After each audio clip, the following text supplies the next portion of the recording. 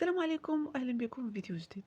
اليوم جيت وجبت لكم واحد من اشهر الكتب في العالم، فن اللامبالاة، للكاتب الامريكي مارك مانسون.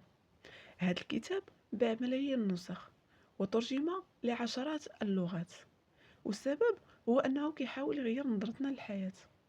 الكاتب ما كيهضرش بطريقه ديال فكر بايجابيه وكل شيء غادي يكون بخير، بالعكس كيقول لنا خاصنا نتقبلوا الواقع كيف ما هو، بالفشل ديالو وبالمشاكل ديالو، ونركزوا غير على الحوايج اللي فعلا مهمه. الكاتب كيبدا بواحد الحقيقه اللي هي بسيطه: حياتنا قصيره وطاقتنا محدوده، يعني ما نقدروش نهتموا بجميع الحوايج ولا نرضيو جميع الناس.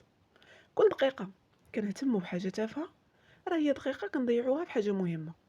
الرساله ديالو واضحه: خاصنا نتعلموا نختاروا بعنايه شنو اللي يستاهل اهتمامنا، والباقي نخليوه يمشي. مارك مانسون كينتقد فكره ديال كن ايجابيا على طول، اللي كيتباع بزاف في كتب التنميه البشريه.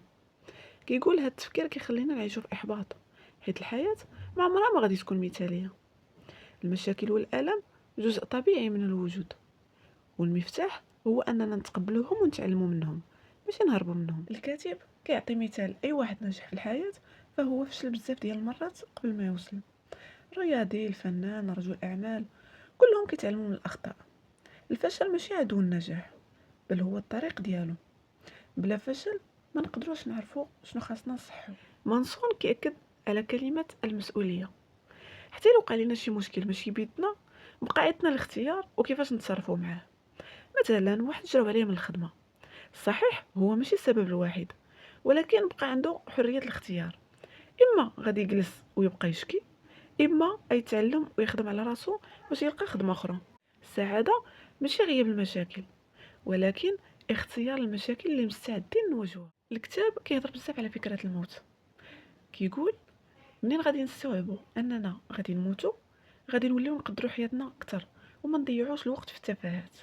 الموت ماشي شي حاجه نخافوا منها، بل تذكير اننا خاصنا نعيشوا حياه صادقه مع راسنا ومع الناس اللي كنعرفوا. لا مبالاه كتاب ما كيعلمناش نكونوا باردين او ما نهتموش بالناس، بالعكس كيعلمنا نركزوا غير على الحوايج اللي فعلا مهمه ونخليو التفاهات ورا ظهرنا.